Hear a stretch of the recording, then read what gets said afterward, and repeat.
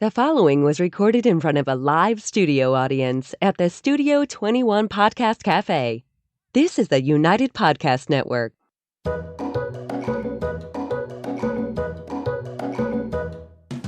Welcome to the Quirky Dog Podcast, inspired by some of the quirkiest dogs you can ever imagine and the owners who love them. This podcast is brought to you by the quirky couple themselves, Scott and Jess Williams. Their aim is to educate and entertain. Here's Scott and Jess. Welcome, guys, and happy Wednesday. We are coming to you live from Salem, New Hampshire, and we have a fun episode in store. We are going to talk about using treats in training. Food and training. Food as reinforcement. Big buzz topic. I don't know. This is like gets people going. It's crazy. But first, we're going to start with the quirky tip of the Anybody day. that knows how to train a dog doesn't use food. Don't start. Scott's going to play Peter Kane. All right, quirky tip of the day. My quirky tip is if you play chuck it with your dogs and you use the chuck it balls, they have these breathe right chuck it balls. I don't know if you can see, but they actually have holes in them. I'm sticking my fingers through the ball now. And these are designed so that the air and everything can get through them so the dogs can't get them collapsed in their throat, like stuck in their throat. A lot of times you hear like a dog playing with a ball that's a little bit undersized that all of a sudden gets jammed up. And I personally know of dogs who have lost their lives that way. So it's a pretty serious issue. Yep. Well, I've heard about it. I don't know any dogs that have done it, but yeah, I heard know about, a lot more I had people a in the client tell dog me world once than that Scott. the dogs were playing with the ball at the dog park, threw a tennis ball. There were multiple balls, so the dog picked up the ball, and he was a real ball dog. And he ran and picked up another tennis ball, which forced the first tennis ball down his throat, and the dog died at the dog park. Yeah. So Sucks, kind of huh? by Now, if they had association, the you know. breathe right ball, Yeah. he could have had half a dozen of them stuck Give in his them a throat. gander, though. I like them. I've been using them. It is a serious topic. And there's this video going around on Facebook. You can probably, like, Google it or look at it on YouTube or something. But, like, they're actually, like, flipping dogs over and pushing up on the ball if it's lodged and stuck. Because it's a serious issue, and obviously you don't have a lot of time if it happens. But if you're going to be preventative, just pick up the breathe right balls. Right, love? I always prefer to have a ball on a rope. That Yeah, way, he when does it's halfway like that, down so his he can throat, I can just yank pull it out. right out. All right, let's talk about food and training. Okay. Where do we God, lie? where do we begin? Where do we Well, lie on I would this topic? say starting with a puppy, I think food is an ideal way to get a puppy started, doing all kinds of behaviors. You can lure a lot of behaviors, and that's definitely the way I would start every puppy. And we're talking 8 weeks to And you're 2, putting 3 in a months. really positive Even- association on a lot of things, like meeting new people and Oh, sure, yeah. But even with my recalls, I can remember with all of my dogs for the first, I don't know, at least a year, every time I'm calling that dog, generalizing that recall in different environments, I'm using, until I get them, my dogs are all toy dogs. So until I get their toy drive to a point where it's crazy, I'm using food and then shifting over to the toys. So you use food for that. But I would say personally, when we train our own dogs or even client dogs, we use food 99.9% of the time, I'd say. Yeah, I use food, especially if the dog is motivated by treats. Yeah, anytime Scott's If going they're to not, the house. then we're not using it. But Anytime Scott's going to a house to do an eval with a dog he hasn't met before, he'll always have a treat pouch.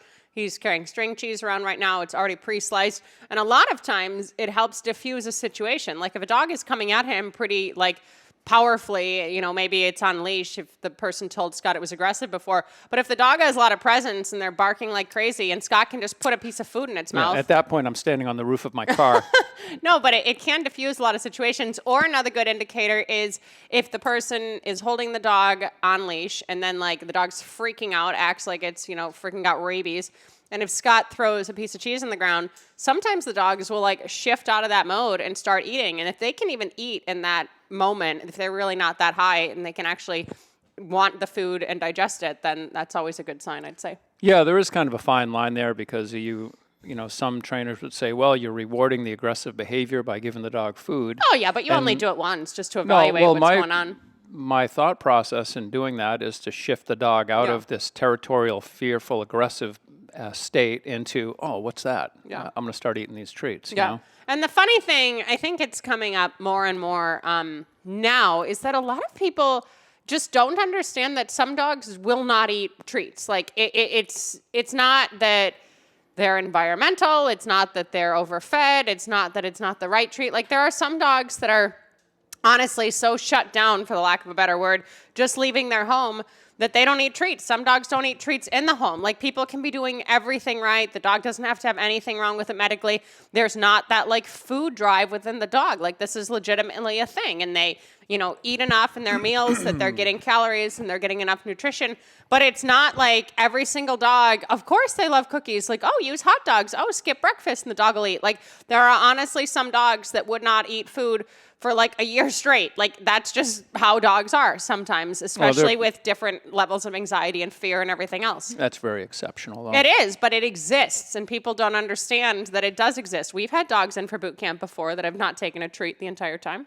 Yes, but what I find more interesting from a training perspective are the dogs that won't take a treat because they are so anxious or scatterbrained that they just can't even wrap their head around even taking a treat. Yeah. Everything is, they're just all over the place. Mentally, they're everywhere. And just by getting them back under control, maybe just putting them into a sit and making them sit through whatever means possible, keeping them in a sit for just, a few moments, and then all of a sudden they're like, oh. Yeah, they decompress Oh, enough. you have food? Yeah, Oh, okay, I'll have they decompress some. enough to eat. No, Yeah. that is a situation. Or sometimes, like, it's a really good indicator the dog won't take food from a stranger or a vet tech or the groomer or anybody, the trainer. And then the owner offers food, and the dog will always take food from the owner. So you can learn a lot about dogs and gauge, where they're at with their, emotional states or whatever else with food. But if you can use it in training, it's rarely a hindrance. But when it is a hindrance, let's talk about that. Let's talk about when food is too much with clients. Well, before I talk about the hindrance, it just made me think about food and dogs. It's such a powerful thing if used correctly or incorrectly. It's powerful either way, either for you or against you. But there's a lot of these protection dogs that, I've seen it from these reality TV shows where, this dog is supposed to be protecting a house or a yard or, an auto shop. And they'll go in with steak and stuff, and the dog will just start eating the food and not protect anything. They could literally take a car out while they're just throwing meatballs to the dog, So it's a strong thing to train a dog to ignore also. That's a lot of training, just that, where they do not take a treat from anybody. They don't pick food up off the ground. That's a lot of work, too. Yeah, like ideally, any dog working at the airport, any dog working in the police force, these dogs should possess these qualities. It depends on the level of training. Well, training, yeah. And then as far as it being a hindrance, the reason that we decided to talk about this today is because I was training with a client at a public trail where the dog was reactive in public places, and we had done a lot of training. So we said, okay, let's get out to the trails and work with this dog. And the dog did fine, and the dog did have some environmental, this train happened to be by a train station. So the train was coming by. The dog got nervous about the train, understandably. But the interesting thing was the person through previous training, I said, tell your dog to down. The dog downs in the heel position, and he's so quick to be grabbing at his food pouch that he's distracting the dog from the down. The dog is now stopped, with his elbows 2 inches off the ground, looking up like, oh, you're going to give me a treat? So he was distracting the dog from completing the exercise by going too quickly to the food. And then he was telling me, he said, well, doesn't the dog have to be rewarded within this 2-second time of when it does the behavior? Otherwise, it doesn't connect the food reward with the behavior. And I'll leave that in your lap, and you can tell us what you feel about that. We were discussing that. And first of all, anything you're going to read on the internet in any way, shape, or form with dogs, if you want to take it with a grain of salt or you want to take it to heart, I would just do a little research about who posted that article, how they're working with animals and everything else. And yes, in an ideal world, the sooner you reinforce, the more clear the dog is in understanding why they earned the reinforcement. But if it's going to mess up what's happening in the middle of the behavior, or you rushing is causing more stress, it's much better to slow down, be more mindful of your mechanics, reach in slowly. And there's even some dogs, I would say, more like labs and goldens, I can remember, that the dog's sitting next to the owner perfectly, and then the owner reaches for the treat, the dog gets up excited to get the cookie. Now we got to go back to the sit. So now if it's really becoming a thing, like you can't even reward the sit because the dog's coming out of the sit to get the cookie, yes, of course, that's a training issue. But maybe at that point, once you get a sit, you can just say, good job, Rover, and then keep working through it. Like if food is a distraction and what you're trying to reinforce now, the dog's breaking that position because it sees the food, then I would say put it away for a bit and kind of recalibrate with how you want to approach things and work on your mechanics separate from the dog. That's like a huge thing. No one does that. When I used to play Frisbee as a young girl, like I'd go out and do my routine without my dog all the time. Many moons ago. Now I'm an old lady. But, that's a thing. Like you should be practicing mechanics of whatever you're doing with training without your dog there. And if you're having trouble with your food, literally, Scott does this all the time. He takes the dog and he's like, okay, go do this, pretend like the dog's on a leash, or he'll act like the dog and he'll be at the end of the leash. Like there are things where sometimes you just need to practice separate from your animal as well. And it also goes back to what we've talked about ad nauseum about being present in dog training. So and life. This particular person was going for the food before the exercise was completed, anticipating the dog was going to do it correctly. Rather than waiting until the dog has done it correctly, pausing for a second is a long time, and then going for your food. And also, just being prepared for, if you're going to work through these food distractions, because that's what it is now, knowing that when you reach in for the food, there's a possibility the dog may break, and then you're going to work through that so that you can use food productively. And I think Susan Garrett was doing this with the puppies, where very early on with a puppy, the pile of food is right beside the puppy. Yeah. The puppy is learning, you don't get to touch that food. That food comes through me when I'm ready to give it to you. And it's all building this great foundation of being able to use food productively throughout the dog's entire life, Yeah, I think that would be like an It's Your Choice kind of game if you look on YouTube. All right, let's go to break, and when we get back, we're going to unhash this a little more. Does your dog lack self-control? Are you looking for some answers? Would you like your dog to be calmer? Does your dog lack confidence? Canine Mindshift. Enroll in a free course today. Simply go to caninemindshift.com. That's caninemindshift.com. All right, we're back. Let's talk about what kind of food to use, because this is something that frequently comes up. I think we should unhash this a little bit more. He's making fun of me because I said a word that doesn't exist. Not the first time.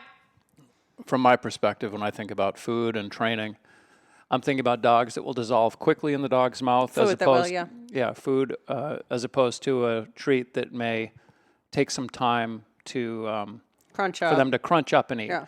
So if they're doing obedience behaviors like sit or down, I don't want to give the dog a cookie that may crumble and then fall on the ground, and then I wouldn't let my dog eat the crumbs off the ground. First of all, that would be established long ahead of time, but most people do. The dog crunches the cookie, it falls on the ground, then they let the dog eat the cookie off the ground because they feel like I gave it to him, that was the reward, so he needs to be able to enjoy his reward when he's breaking the behavior that you actually were rewarding in the first place. Yeah, or if it's super dry and then now the dog's like and also not too small. That's I hate a good point. Yeah, I hate people come out with these like BB-size friggin' treats that cost them $20 for the bag, and they're giving a German Shepherd something that he can just about inhale. Yeah. So if I'm cutting up treats, I like them to be thin, but good size, so it can actually get on their whole tongue. They can taste it and enjoy it, but it will disappear quickly. And then as far as the cookies and the crunchy stuff, I'd be more inclined to use them on, if I was teaching a bed exercise, like get on your bed, here, crunch that up. I don't care if it takes you a few moments to crunch it up and makes a little bit of mess. It's no problem. The criteria is just don't get off the bed. Yeah. And people often ask what do you use? The dogs seem to love what you have. So there was a pretty long phase there that we were getting natural balance rolls and we were getting them wholesale and giving samples to our clients. There was another phase where we were getting Happy Howie's rolls and then sending home samples, especially for our boot camp dogs. Honest to God, right now, we're using string cheese, and it's the easiest thing to deal with for me. There's been shipping issues with COVID. The string cheese is super affordable. Scott can put it in his mouth. If he's hungry during the day, he can have some string cheese. I don't like hot dogs are a good alternative, but they're so slimy. I'm always got paper towels in my pocket because my hands are covered with hot dog slime and dogs licking my hands.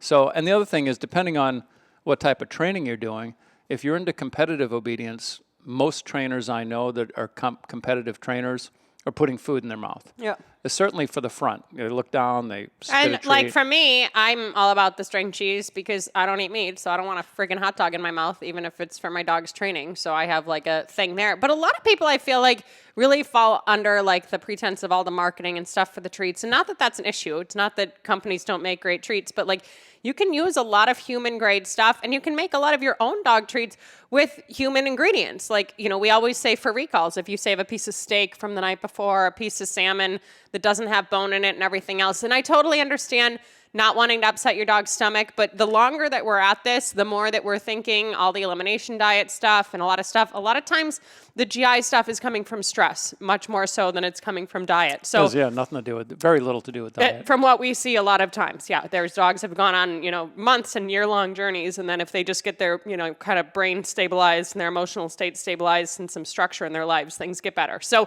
I would say, go ahead. I just want to say, as far as quality of treats, it's not unusual to spend 15 or 18, 19 bucks on a bag of treats. And you could buy a package of stew meat, which is also expensive. Yeah. But after you've cooked it up, you know, we'll boil up the stew meat, and then each block is huge. So each block of stew meat, we're cutting into maybe 8 or 10 smaller pieces. You're getting a lot of stuff there. It's good. The dogs love it. Another thing I wanted to say about food training, I've had so many people show up with like baby carrots and things like that, and they're like, oh, my dog loves carrots. I'm not saying the dog doesn't love carrots. Dog probably really enjoys carrots. But I have not seen a dog that would take carrots over stew meat or any type of meat product ever. I've You just do, not and seen that brings it. up a good point that you need to know the value of the reward, right? So if your dog likes carrots and your dog will eat carrots, then maybe like while we're teaching the leave it exercise, we would use a carrot for the dog to peel off of and they get rewarded with stew meat at the other end. Like you need to know my dog likes this the most. This is my dog's highest value reward. Cooked organ meat is its absolute favorite thing. Some dogs like beef liver treats. There's all these different things and start to play around with it and know. And is it that, you know, you had a steak that came off the grill and it's juicy and rare and the dog freaking goes crazy for that? Awesome. Use that for what matters most to you, whether it be your recall training or this new behavior you're trying to teach or conditioning the dog to a crate or any of these types of things. Like think about what do I need most? What is my strongest desire? And I'm going to use the food there. I would say at this point, our dogs will pretty much take anything and enjoy anything, but they're going to enjoy a piece of freaking cooked steak a lot more than those dry Charlie Bears or something else. So play around with what works for your dog, but don't feel like you have to get sucked into this, like Scott said, buying a bag of treats for $15 to $20 that are gone right away that really have a lot of ingredients in it that we don't even know. They're not sourced as well as human stuff. So check out, you know, lunch meat, cheese. A lot of dogs sometimes like peanut butter, even that squeezed cheese stuff you can put, like get creative with stuff and see what your dog specifically enjoys. Yeah, and then this takes me to, I guess we could talk about, because is it fair to say we've covered a fair amount of different foods, treats they can use? This whole philosophy about using food in training or not using food in training. And the argument that I've always heard from dog trainers that hate using food in training, and this even goes back to when I first started training, doing Schutzen with, and I trained with a gentleman who spent several years in Germany, a very good trainer. And he actually had a T-shirt that said, no hot dogs with a circle and a slash through it. It was like he was so anti-food, it just drove him crazy if anybody pulled out a treat for their dog, because in Germany they didn't use treats. And I think that the feeling is that there are people that don't believe in using treats. The argument I always hear is that the dog won't work without the treats. And that just gets back to, in my mind, luring versus reward. Yeah, a lot of people like are bribing their dogs, right? If you're luring, I mean, that's what we do within a puppy class, is you lure. Follow my food over here, follow this over there, go into a sit, get your treat.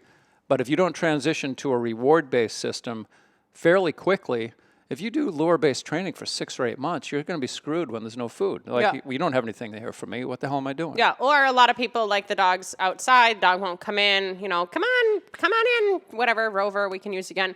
And then the dog doesn't come in, they get the treats, they start shaking the treats. So they're like using the food as a bribe. And yes, it's hard to get away from the food with that. But if the treat pouch that you put on makes a change in behavior with your dogs, or if food is in your hands and you have a change of behavior with the dogs, it's the way that the training was implemented. It's not the use of food itself. I remember when we had our facility in Lowell, I had one of my longtime students come, and she was, really well known with the MSPCA. She was the training director there, and she's like, "Oh my God, your dog works so great. Like, can you put your bait bag over on the windowsill, and what will he look like?" And I put the bait bag there, the ball there, everything, and I went and I did the same thing, and there was no change in his behavior. So a lot of this is how we're showing food, how we're using food, and like Scott said, if you just have a piece of food on that dog's nose for 6 months, that doesn't mean now on month 7 the dog is going to go out and do perfect loose leash walking. Like when you're Without using food, when you're using food as a reward, and when you're being smart about how you're using food, that makes all the difference. And some of this stuff with like bat training, like this is the type of thing where like What is bat training? I'm Oh, explaining I thought we were training dogs. it's a method for reactive dogs, What does that right? stand for? So there's a huge distance. I'm not even sure right now. Okay. You're throwing me under the bus with my acronyms all the time on the podcast. Okay. So you have 2 dogs very far distances away from each other, right? And you're trying to like get them acclimated and reward and increase distance when there's an issue. Sometimes when you're feeding a dog in that kind of a setup, you don't know what state of mind you're feeding, right? Same thing as you're on the street and you're like, "Oh my God, a dog's coming. I'm going to start throwing food in the dog's mouth because I don't want the dog to react." You could actually be reinforcing your dog amping up and getting all like in this state of like go mode. You know what I mean? So you really need to be conscientious and know what you're looking at when you use food too, because you can easily reward a state that you don't want to reward. We always talk about rewarding fear. People will say, "Oh my God, you can't do that." Well, if the dog's shaking and trembling and you're just giving it cookies the whole time, you are reinforcing the state that dog's in. So just be thoughtful of these types of things, not only what treats you're using when, but where and how you're using it. And if you're confused about how you're using food or you think you're not using it right, you should totally have a relationship with your trainer that you can take a quick video, send it over. We do that all the time with our clients. And So annoying. oh, stop it. We invite it. We honestly were just on the phone last night. I was in a freaking robe. We 10 o'clock FaceTimed a at night. client that had a dog with a swollen eye, and we FaceTimed, and we were dealing with that whole thing before, emergency vets right now are super backed up, but also they reached out and they needed help, and we were there. So if you cannot have a relationship with your trainer that you are paying to be like, "Hey, here's a 30-second video of me doing this. Am I doing something wrong?" You should be able to get feedback from that. I'm not saying you should be sending your trainer every single freaking training session you're doing and they're reviewing hours of video for you on top of everything else. But if it's something about mechanics that you're not getting separate from a lesson, 1, video yourself, look and see how you're doing it. And then 2, reach out and ask for help, because it doesn't need to be an all or nothing situation. And Scott is right. There are a lot of trainers out there that are like, food is like the problem of everything and it's going to be the worst thing for dog training. I don't see that. I don't see you seeing that when you train dogs. No, but let's get back to training with food rather than the trainer side of it. I mean, one thing that I saw early, it was like in 2007, I was at the Clicker Expo and Ken Ramirez was doing a presentation and he was talking about secondary reinforcers. So he did this thing where he gave this dog a treat, clapped his hands, gave the dog a treat, clapped his hands, did this about 10 times. And then the dog was like left. He had a video, and the dog was in another part of his house. And he just goes, the dog comes running, wanting a treat, because the dog is associating that clapping with the reward. So the dog is, in a sense, developing a physiological response to the secondary reinforcer. And that's kind of what a clicker is too, in a sense. They click, they hear it, they marked it because the dog has a positive association with the clicker that's built in from the food. But that's why there's no rush to immediately reward either, because they rewarded it with the secondary reinforcer. They can take their time with the food after that. Yeah, but even if we're going to go with rewarding and timing and everything else, if a dog is laying on a bed and they're relaxed in a bed for 10 minutes and you go in that 12th minute and you reward that relaxed state of mind, it's not a real big timing situation. You know what I mean? Like this whole thing about, what am I rewarding? Where am I rewarding? Sometimes dogs are far enough away from you that it takes, X amount of seconds for them to get back. So don't get too caught up in the minutia of those things. Look at what you're rewarding. See how your dog's behavior is changing.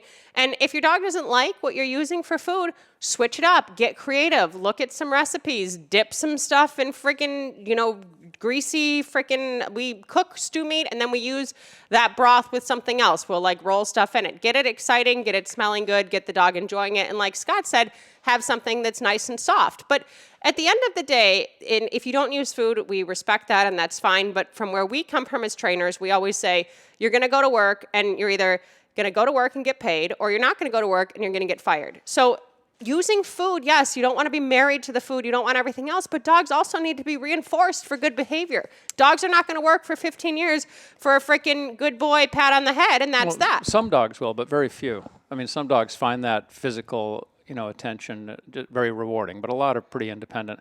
But I was going to say also that I've had, not a lot, but I'd say probably 10%, 1 in 10, will say, do I have to use food? When can I stop using the food? Oh, it's such a hassle for me to have food. Nobody ever buys a treat pouch on their own unless they get kind of shamed into getting a treat pouch for themselves.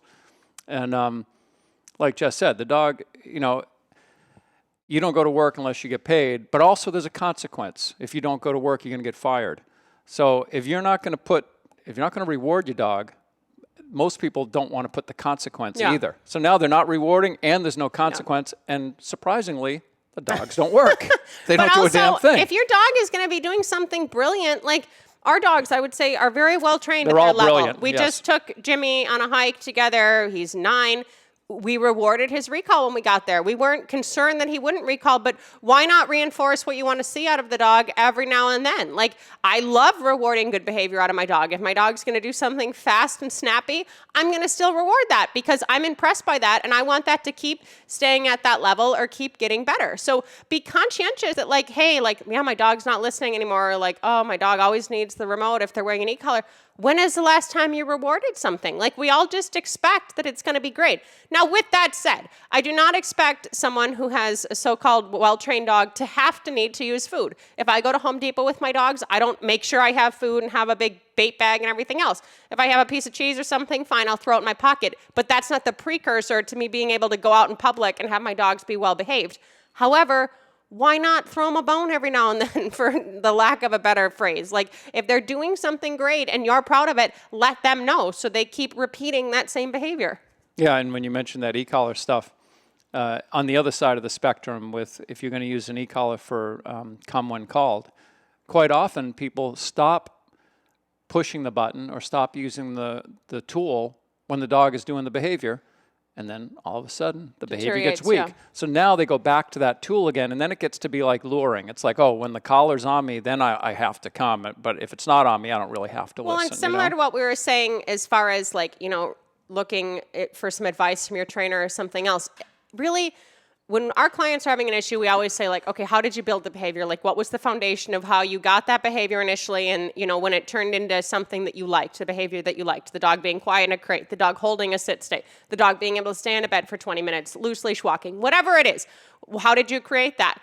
And then you go back to your foundation, you recreate it, and then if it crumbles and falls apart again, or when you don't have food in the dog's face, it falls apart again, reach out for help, because there's a missing step there that you can't get over the bridge. And we understand that happens, but you have to make sure you're progressing and not always just reverting back to that foundation. So where do we stand? We like food. We're big on food. I don't see, in most cases, I would be an advocate for using food. If you're a trainer who doesn't like food, that's more than fine if you're making great progress with your dogs. But I would ask a lot of people why. And if it's that you can never ditch food, then there's a lot of people that can ditch food who trained with food. So I don't necessarily think that's the case. I had a client ask me why food the other day. He wanted to reward the dog without food. And I said one of the biggest reasons that I use food with pet dog clients is because the dog doesn't understand. Like, if you say good boy, like, that is not a rewarding phrase for the dog, because people are very stoic. Usually when they're learning, they're very inhibited. So they're like the best. Usually they want to, when they follow all over their dog and belly rubs and all this great, and the dog's having a great time. That's a reward, the way you're giving the affection at that point. But most people, I tell people, after you release the dog, then do the belly rubs, get on the floor with your dog. Whatever it is, it makes that dog realize they did a good job and they're happy. But the reason that I use food is because the dog knows instantly, oh, I like that. That was good. And most people, they don't have the relationship with the dog where they can convey to that dog that the dog did a great job. The dog feels very good about what he did. just through some verbal cues. Well, and even worse, I would say, since we tapped into this, the relationship that we're creating with our animals sometimes, if we're trying to keep them in a calm state of mind, for example, walking on a loose leash, you want an automatic sit next to you on the street, everything else, it could be just that you go to touch that dog's ear, and because of whatever is going on with your relationship and everything else, that dog immediately wants to break the sit, wants more affection, something else. Your affection can actually be a distraction too. So if you're thinking about it that way, the food can be more clinical in that literally you're taking a treat out and delivering it, and you're not getting into this maybe mindset of like, oh my God, mom touched me. We're out of the behavior. This is so great. Like, let's have a big love fest. So see what's working, see what's not working, and then adjust. We're constantly adjusting, even with our own personal dogs, not just client dogs. That is the joy of being a dog owner and being a good dog trainer and everything else, is always tweaking things so it's going the right direction and it's working out the best possible way for both you and the dogs. Yeah, and occasionally I'll get, and quite often it'll be a lab that is so food motivated, so driven that it's just too much of a distraction for me to make some basic headway, because every time I pull out food, the dog's just losing his mind. Yeah. So then I won't use food for a bit. And then maybe Scott can work through that issue with a few classes or throughout a boot camp, but then it's a lot for the owner too. So every case is different, but if you're afraid to use food because you're going to get locked on the food, that's not the case. It's just the way you're training it and using it foundationally to begin with. Yeah, and I think the hardest part of training in general is the maintenance. I always compare it to a diet. Everyone's motivated, I'm going to lose 10 pounds. And as soon as they hit that 10 pounds, they're so excited and happy that they've accomplished this goal. But maintaining that weight now is boring. It's like, it's just now I have to maintain like this certain lifestyle, which you don't have a goal. The goal is just not to gain weight. That's not really exciting for people. And then inevitably things start to slip, Yeah. All right. Guys, we'll see you next week. Happy November. We're into November. We're Thank closing God. out 2021 pretty soon. Bring on the turkey. Yeah. Get your food, get the dogs happy, and we will see you guys next week. Keep it quirky. The views and opinions expressed by the hosts, guests, or callers of this program do not necessarily reflect the opinions of the Studio 21 Podcast Cafe, the United Podcast Network, its partners, or affiliates.